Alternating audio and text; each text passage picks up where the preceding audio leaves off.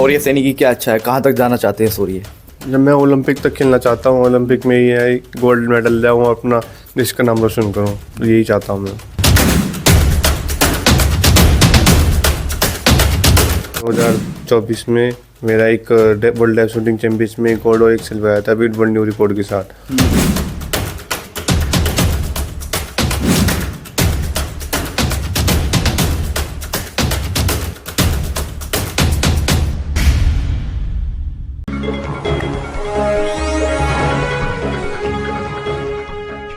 नमस्कार, स्वागत है आपका ब्रेकिंग प्लस न्यूज में।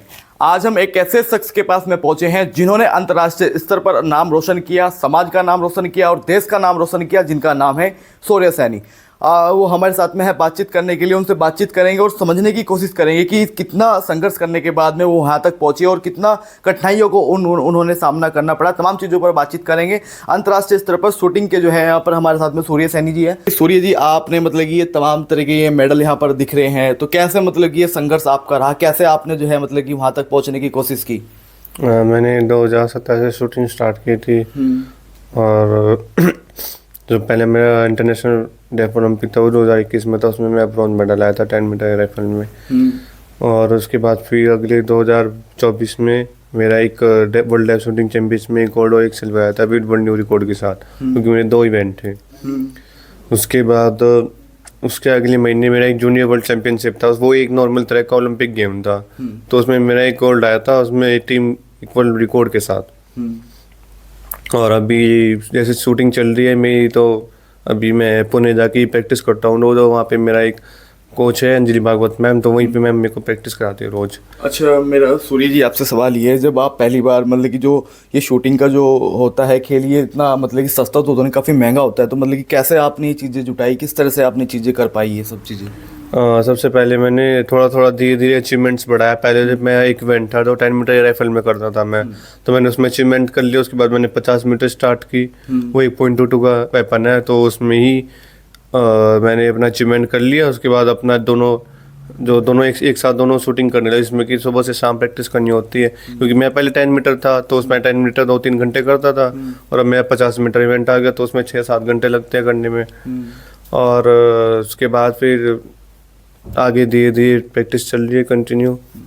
मतलब कि आप और भी किसी उसमें जा सकते हैं, आपने शूटिंग का ही क्यों सुना है, ऐसा ही आपको क्यों लगा कि भाई मुझे शूटर ही बनना है? शूटर ही बनना है, ये तो मम्मी पापा का ही था सपना, तो वो भी चाहते हैं कि मैं भी शूटिंग करूँ, तो मैं भी वही शूटिंग ही कर रहा हूँ मैं अपने। मतलब कि और भी को बहुत सारे आप देखते होंगे, कुछ लोग क्रिकेट में इंटरेस्ट रखते हैं, कुछ लोग और तरह के कुछ बहुत सारी चीज़ों में इंटरेस्ट रखते हैं। मैं शूटिंग कर रहा हूँ और साथ के साथ थोड़ी पढ़ाई भी कर रहा हूँ मैं, जिसमें मैं भी सेल्फी का कोर्स कर रहा हूँ देहरादून जौहरी घाट में।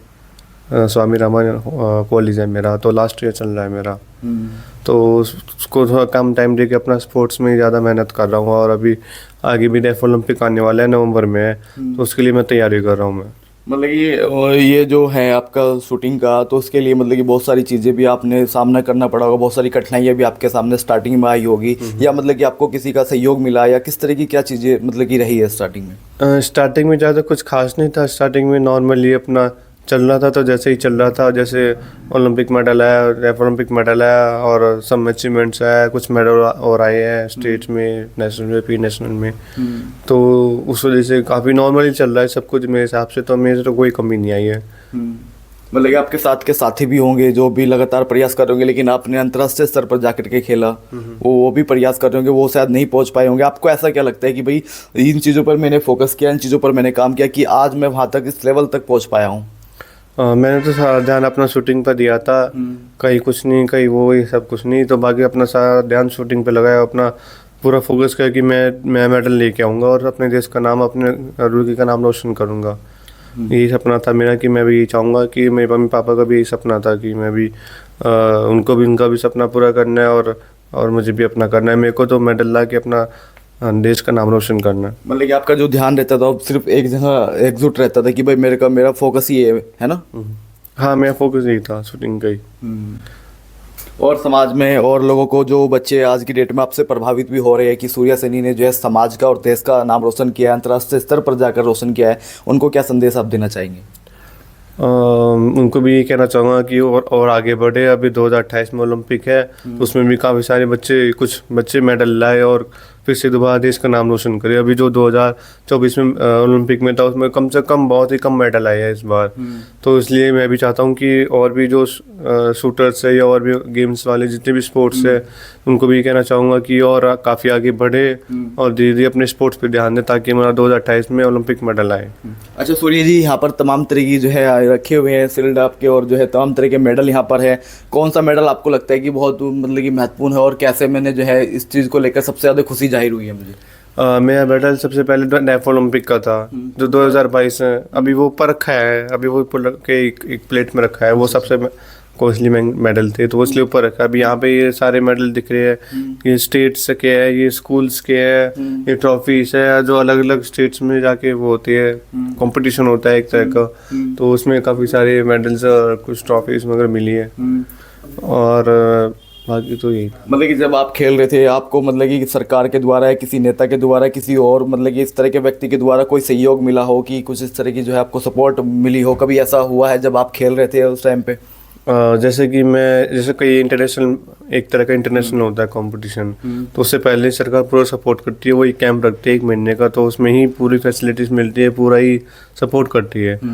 और जैसे कि अब जब इंटरनेशनल के लिए सिलेक्ट होते हैं ना, तब की बात है जब कैंप के टाइम होते हैं। और अभी जैसे अभी तो कोई सपोर्ट नहीं मिल रहा है अभी सरकार की तरफ से, तो अभी मैं खुद से ही कर रहा हूँ। मैं प्रैक्टिस और अपनी कोच के साथ कर रहा हूँ मैं।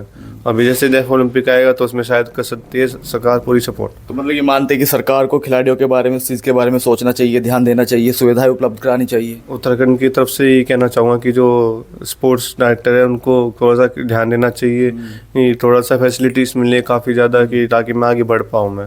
तो मतलब कि मैं उधर तस्वीरें देख सकता हूँ, कुछ तस्वीरें भी आपकी यहाँ पर मौजूद हैं, जो मतलब कि आपके साथ में प्रधानमंत्री भी शायद कहीं ना कहीं है, उसके अलावा जो यूपी के सीएम हैं योगी जी की, और जो है उसके अलावा आप धामी जी, और तमाम तरीके के यहाँ पर जो है जो सीएम है और पीएम है, वो आपको सम्मानित करते हुए इसमें नज़र आ रहे हैं।